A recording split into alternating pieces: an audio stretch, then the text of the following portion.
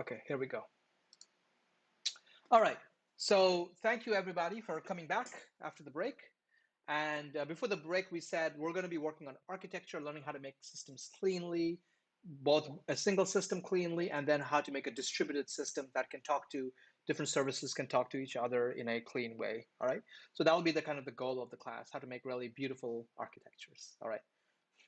So let me motivate this a little bit further, and then I'll get into some specifics of what we're going to do this semester. All right. So this is a little blurb from a blog by Airbnb. So Airbnb has several blogs. One is for software engineering, one is for data science, and others. So there's an interesting blog article they wrote here about why they moved to an SOA, to a service-oriented architecture, right? And I'm just going to read what they wrote on their own blog. This is what their software engineers said. They said that companies like Airbnb often start out as monolithic applications. So just to be clear here, the word monolith or monolithic, it means one big, like it's like a big stone. It's like one big thing. All right. So that's what a monolith means. I've just kind of drawn a picture of a big stone here to say a monolithic architecture is one system that does everything. So Airbnb started out as a monolithic application, a kind of Swiss Army knife which performs all the functions of the organization. So one system, one code base that does everything. All right. But as traffic and the number of engineers working on the product grows, so as you get a lot of users and you get a lot of more engineers working on the system, this approach doesn't scale. Right? The code becomes too complicated. Concerns are not cleanly separated. Concerns means the separate responsibilities of the system are not separated from each other. Every module or responsibility is tied to something, is tied to all the others. Changes from many engineers touching many different parts of the code base go out together. So 10 different teams were working on things and all those changes go out together. And sometimes you don't know if they all work together. And performance is determined by the worst performing section of the application. All right. So a monolithic architecture is again is when your entire system is one big code base. All right. Now there's nothing wrong with a monolithic architecture by itself. It's just it can become hard to maintain. All right. And you have a few problems. These are my observations. A monolithic architecture often is very technically complicated. They have too many things to change.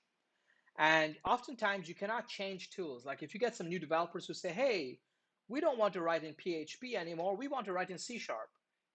If your whole system is one big application, too bad. You got to write in that language. You cannot change languages now, all right? And sometimes monolithic applications have difficulty scaling, but that's not always true, all right?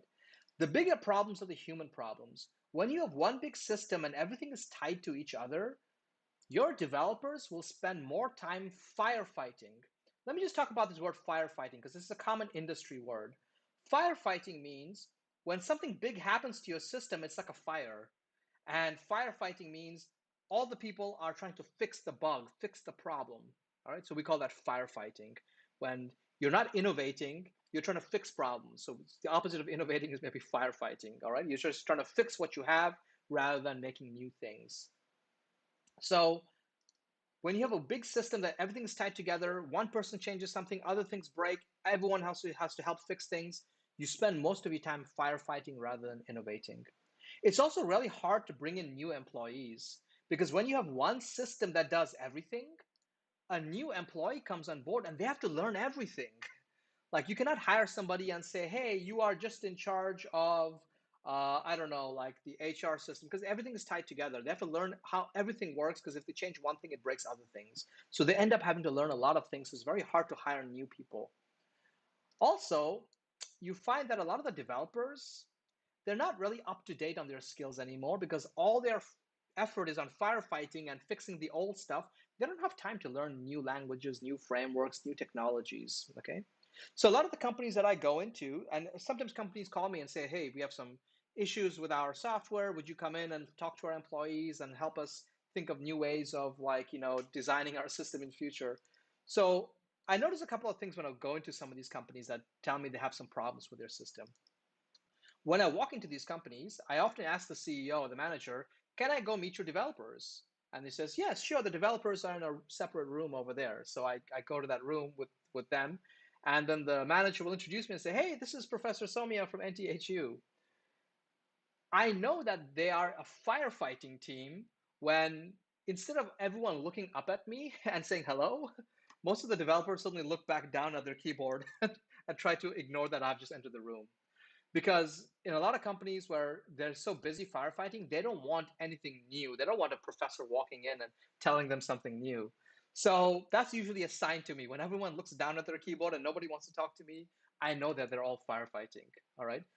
Nobody wants to learn something new. Nobody has time to learn anything new. And unfortunately, a lot of these companies, I find the programmers, they're using the same language, the same technologies they learned in school maybe 10, 20 years ago. They didn't have time to learn something new. Maybe they were very innovative when they were in school, but their skill set never grew. Okay. So these are some of the problems we have with like big systems that are very hard to change.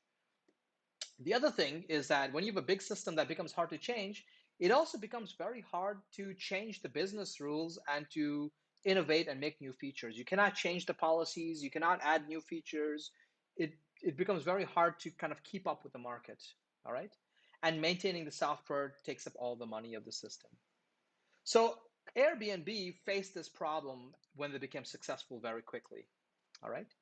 And what was their solution? And this is again from their blog, this is their words. They said the solution is services, right? Individual, smaller code bases running on separate machines with separate deployment cycles that are more cleanly addressed, that cleanly address more targeted problem domains.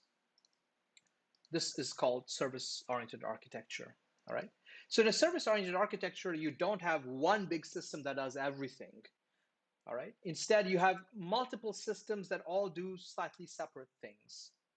And why is this useful? It's useful because it becomes easier to add features and replace services. So for example, just take a look at this picture. In this picture, imagine that each one of these circles is a separate server running a separate application, a separate service. Okay. This entire application and the user experience is not running on one machine, it's running on maybe 12 or 13 machines. All right. Now, this system might have to, let's say, write to the database. You'll notice here that there's only one service that is allowed to talk to the database. This service right here. Excuse me, this service right here. And if anybody wants to talk to this database, it looks like they have to first talk to this service. All right. And so you see there's two services that talk to this service, and this service talks to this service, and this service writes to the database. Why do we have this kind of an architecture? Imagine tomorrow we decide we want to change our database in some big way, all right?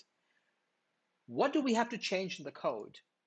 In the previous picture, oops, can I go to the previous picture? Where's our database? I don't even know where the database is in this picture. Is there a database in this picture somewhere? I don't know. But if you have to change one thing, you'll have to change 5 other things that talk to that thing, like that talk to the database. In this picture, if you change the database, there's only one service you have to change, this service. Only one service knows how to talk to the database. So if you change the database, you change this one service. All these other services, they don't know that you changed the database, and they don't have to know. They just keep talking to this intermediate service like they did before. So changes don't propagate to every part of your system. You control who talks to what so that, when things change later, only one service is affected. Here's another example. Imagine there's another outside API or an external service that we're using from some other company. We have one internal service that talks to that external service. If in future we change this external service in some way, we only have to make some modifications to this one service, not to everything in this whole application, in this whole system, okay? So when you separate and cleanly separate the responsibilities of your system, you can add features and replace services pretty easily, okay? And you can modify and scale things really easily. Imagine you find out later that, hey, talk to the database takes a lot of time. Maybe this service is really slow. then what we can do is we can scale up this one service. We don't have to scale up the whole system. We can just scale up or scale down the things we need piece by piece. We don't have to change like our entire IT system just because one thing is slow. All right. So modifying and scaling things becomes easier. I will also argue that people become happier. Why? Because different people can focus their efforts on different services. You can hire a person whose job is only to write the code that talks to the database, like your database expert. Okay, that person doesn't have to know how your interfaces look like. They don't have to know what the other services are doing. They can just focus on one little independent service by itself. So you can hire people who have very specific tasks and they don't have to know the entire system to just change one thing. All right. So people can focus and learn what they need. If you want to make changes to some process, like this thing over here, you can hire one person who's like a process expert. If you want changes to the interface, just change the one thing that affects that interface, okay? Moreover, different teams can pick different tools. Let's say that there's a service here that talks to some legacy system, which means some old service that belonged to your company a long time ago. And let's say the people working on this service say, hey, the whole company is writing code in, let's say, Java. And we don't want to write code in Java. We want to write code in Python. That's fine. Because these are all independent applications, independent services, each service can choose what language or what tools they want to use. All right. A great example of this is Amazon. In Amazon, they have something called Amazon Web Services. So every part of the company is its own service. And one of the rules of Amazon, at least in the past, I think it's still in the present, is every business unit, every service in the company can choose what language and what tools they want to use. Just because you don't join Amazon doesn't mean everyone has to write Java or everyone has to write Python. Every team can pick what tools they want to use because every team is responsible for one service, and to talk to that, you just have to talk to that service over the internet. You don't have to like write the same language as that service. All right. So I'll argue that people become happier too because they can focus on their work and they can choose the tools they want. All right. And then the great things, more friends, more money, is that when your system is built of services, you can you can let other people use some of your services and you can charge them for it. So once again, a great example of this is, let's take a look at Amazon Web Services here. Okay, let's take a look at AWS services. Let me see if I can get a map of all the services at Amazon. So Amazon was a book, well, they were an e-commerce company and a book seller before, and then they were an e-commerce company. And one day they decided, the CEO decided that every part of the company should be a service by itself and it should have an API of its own. Let's go take a look at AWS services. Let me just go to their console, maybe console.aws. Let me just do console AWS. All right. Where do I get a list of all their services?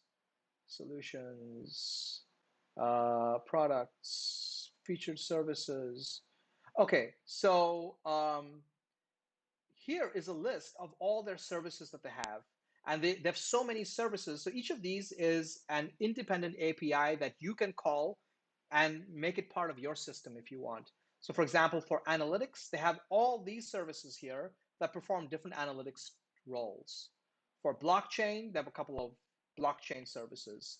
For databasing, they have all these database services. So if you have a company and you need to have a database, you don't have to set up your own database. You can just access Amazon's databases and use their databases.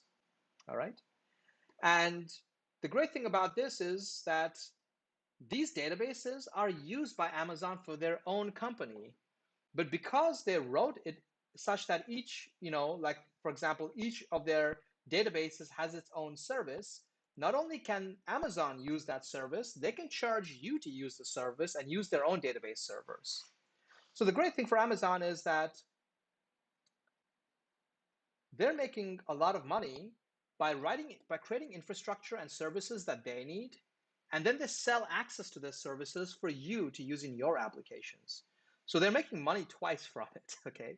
They can use all these services to create their Amazon.com e-commerce site, And then they can also charge you and me money to use these services ourselves. All right. So one of the great things about separating your system into independent services is you could also integrate with other people or sell your services to other people. Right. So this is the idea of a service-oriented architecture. Any questions on this before I move on?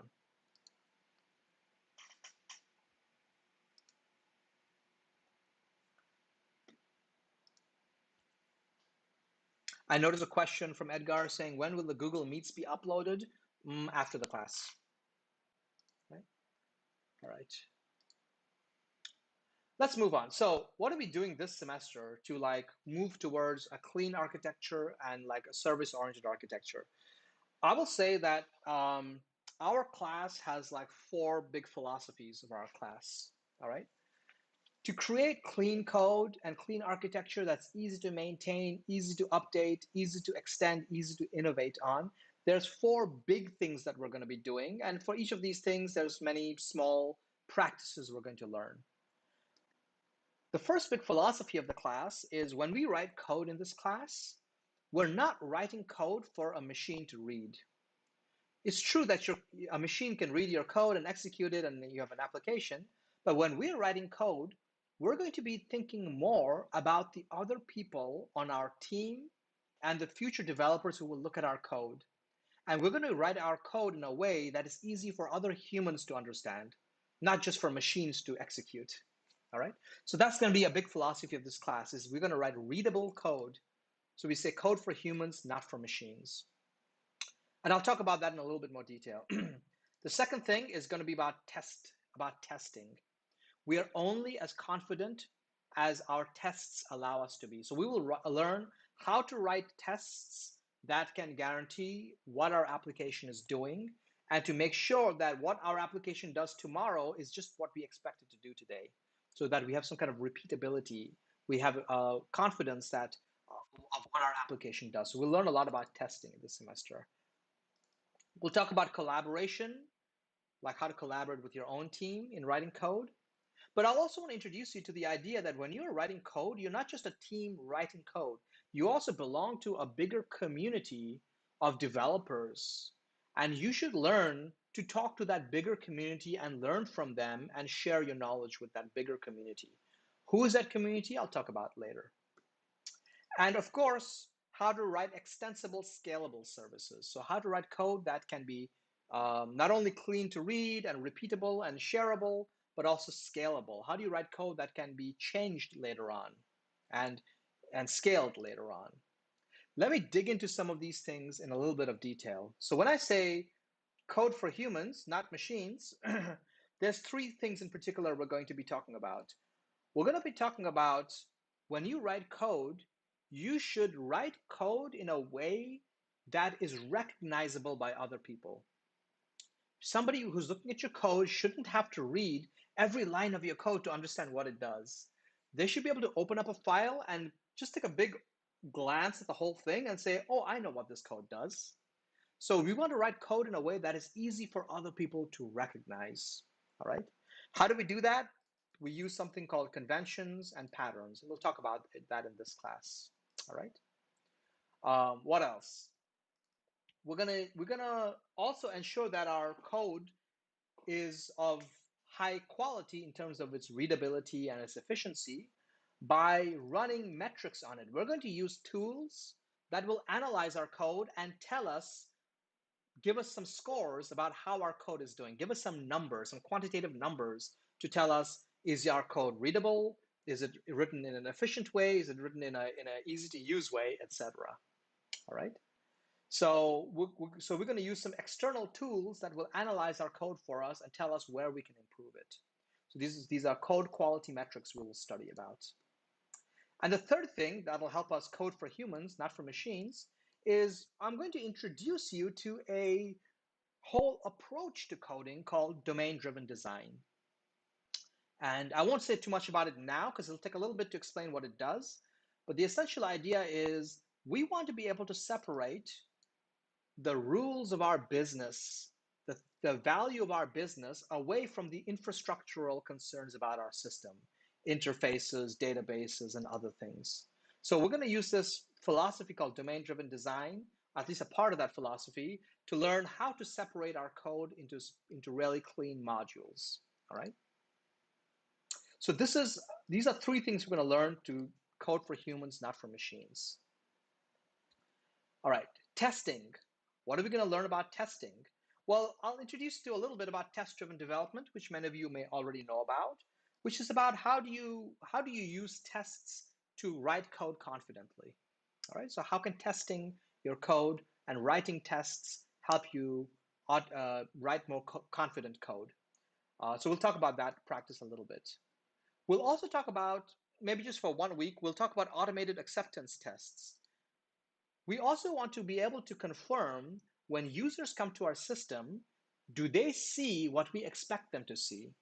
When they perform certain actions, when they're trying to log in or conduct a transaction, is their experience what we expect it to be? So we're going to do this interesting thing where we're going to write simulated users. We're going to create like we're going to simulate what users are doing in our system to see is their experience what we promised them. All right. So these are called acceptance tests. So tests that actually simulate what do users do and are they seeing, is their experience what we told them it should be. All right. And we're going to do this in an automated way. And the last thing is continuous integration and deployment, which means we're going to write code in a way that it's getting constantly tested every time we write it, change it, deploy it. All right. So we'll talk a lot about testing this semester, writing good tests for your code this semester.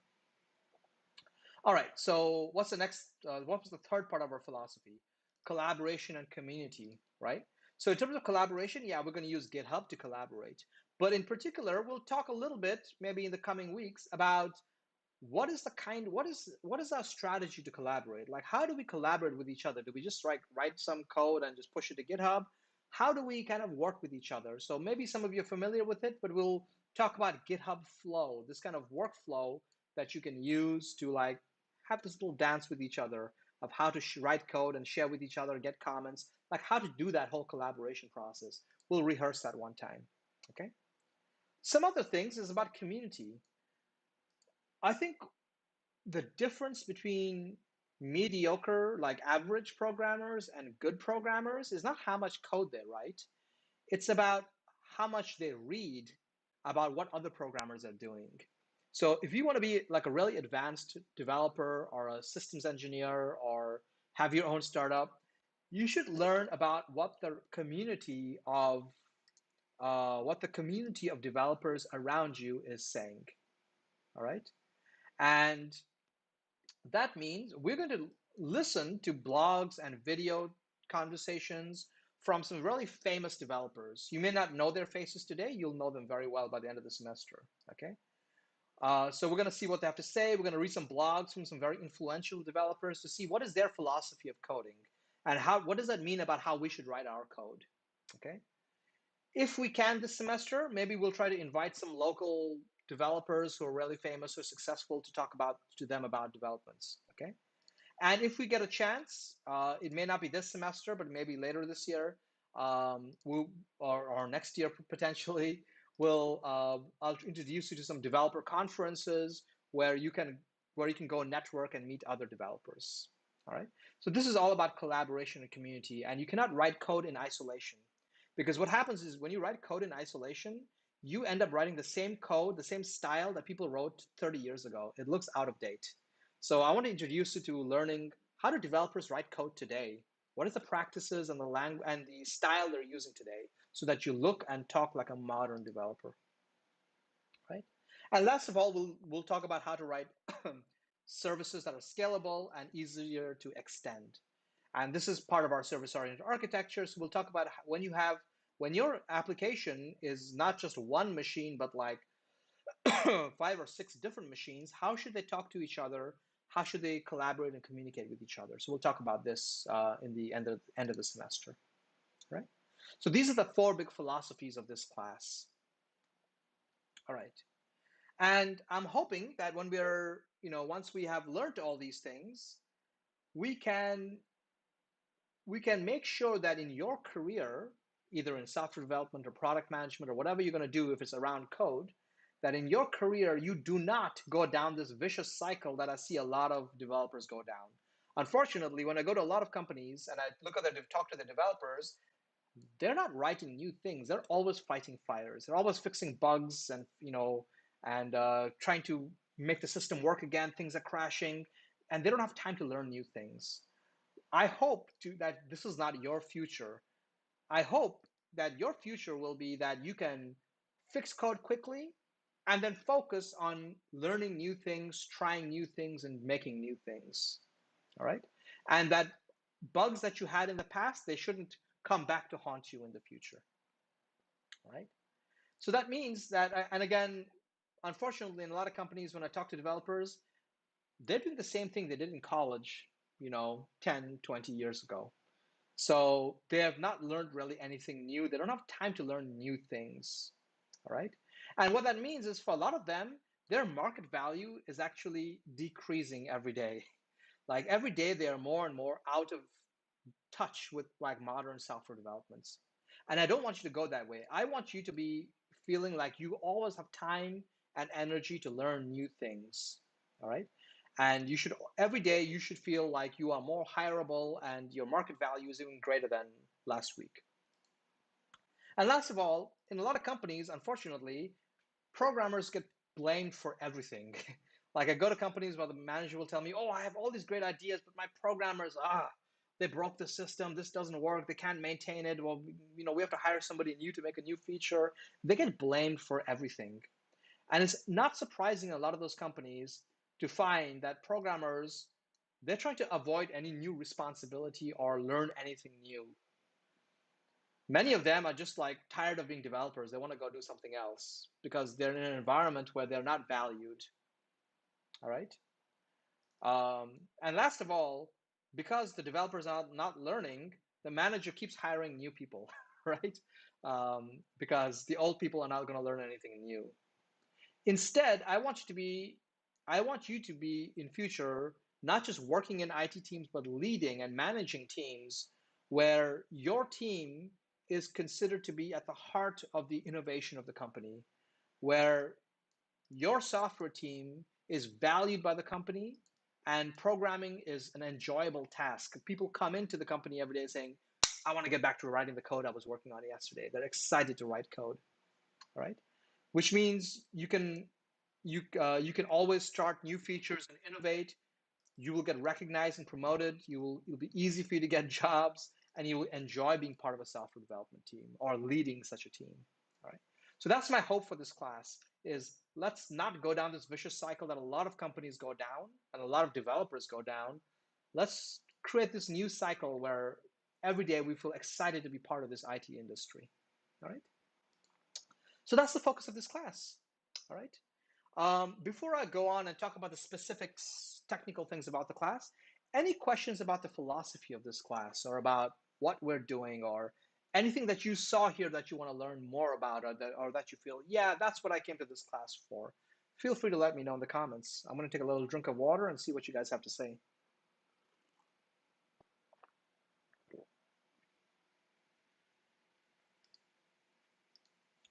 Let me also take a little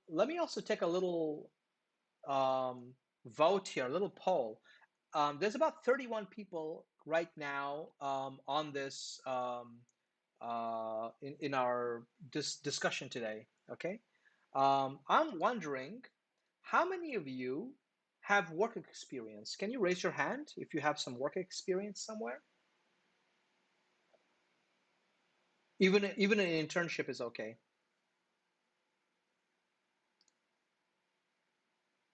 All right.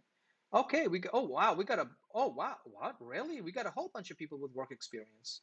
Almost half the class, or at least internship experience. Thank you, thank you, thank you. You can lower your hands now. Great. For those of you who have work experience, have you ever run into any of the problems we have discussed today? You can just raise your hand. Or have you kind of encountered like, yeah, some of the stuff you've seen in companies? All right, okay, several of you have. Could I ask those of you who have seen this kind of problem, you can either unmute yourself and talk, or you can just write in the chat window, which of these problems have you seen or encountered or heard of?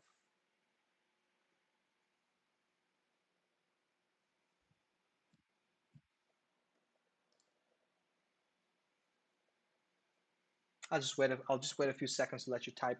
Just let me know, like, what kind of problems have you encountered, or which of these situations or issues have you run across?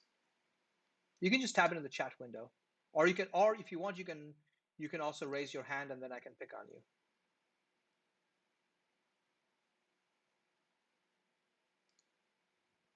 Go ahead, type something. Let me know which of these problems. Sure. So Emily says specifications are changing all the time. Yes. Change, and that's why I want to really emphasize change is really the great enemy of code. Having to change things all the time means we can never really have the architecture we dream of having. We can never fix all the bugs we want to fix because new things are coming and we have to constantly like adjust. And the thing that was important yesterday, you suddenly get told, no, no, no, that's not important today. We'll go work on something else. All right. So yeah, change is actually the great enemy, and this whole semester will be about how to manage the change, how to make sure that when your system has to change, you know exactly what to change and you have to change very little, right? So you don't want to be rewriting big parts of your system to make changes happen. When you have a change, you want to know exactly where to go and what to change, and it should be very little. So we'll talk about how to make sure that happens. Um, some other comments. Specifications have been, oh no, excuse me, I just read that. Spaghetti code, always fixing bugs. Yeah, so spaghetti, lots of bundles of spaghetti. Yeah, that's right. I mean, code tends to, like, when you write code, it becomes dependent on other code. And when that other code changes, it breaks your code, right? So this is one of the great challenges of code. And it's related to the idea of change. So we want to be able to write code in such a way that when we have to change something, we can isolate the changes. We just have to change one thing, not 10 different things, or maybe two things, but not have to change 5 things because they're all connected to each other. So we'll talk about how to de-spaghettify, how to make our code clean again. All right. So another person says, Han Qian says, a programmer left and they hired a new one to do the same thing. And when that happens, it's difficult on two grounds. One is nobody knows what the last programmer knew about the code, okay? And the new programmer has to learn what was the old person writing. And as I'm going to show you in the coming, maybe after a couple of weeks, we're going to do a demonstration where I'll show you your code is often doing more things than what you imagine it is doing. Like, you can read code and still not understand exactly what it is doing because it can be complicated. And even simple code can be complicated. And I'll show you some examples of where you can read code and not exactly know what it does. So just because you hire somebody new, they're not going to know all the things the old person did. Okay. Some other comments. Large spaghetti architecture when developing on an existing cloud platform. Absolutely. Again, spaghetti architecture. Everyone has their own coding pattern. Oh, this is wonderful. This is so true. In a lot of organizations, different people just have different styles and they just like to do things differently. It's very hard to like get everyone to do this to follow the same patterns. So we'll talk this semester about how to kind of modularize our code in such a way that everyone understands what it is that we're trying to do, and how to how to have a common understanding about code. All right. The last comment is when system goes to production, needs a lot of hot fixes in a short time. That's exactly right. And that's what I was writing here about. Just because it works on your machine doesn't mean it works on the production machines. So developers will write something and it works great on their machine, and then they push it to the server and it doesn't work on the server. All right. Why? Because it's not the same environment. So you should be releasing a feature, but you release a feature and then you get a lot of complaints about things not working. Then you have to bug fix it. And it removes a lot of the joy about the feature. Like, you release a feature and you think all your users will be excited, but instead they're all saying like, what? It's buggy, it's broken, it keeps crashing, it's making errors. And it just ruins the joy of the application, all right? So how can we ensure more and more that the code we are writing on our computer will work live on the platform itself? So we'll talk about that this semester a lot, okay? So thank you for sharing some of these things. I think it really reflects a lot of the problems that we're seeing. So for those of you who don't have work experience, I hope over the semester you will read these kind of comments from your peers, from your fellow students who do have work experience, and realize that when you go out to work, it isn't just like writing code in university.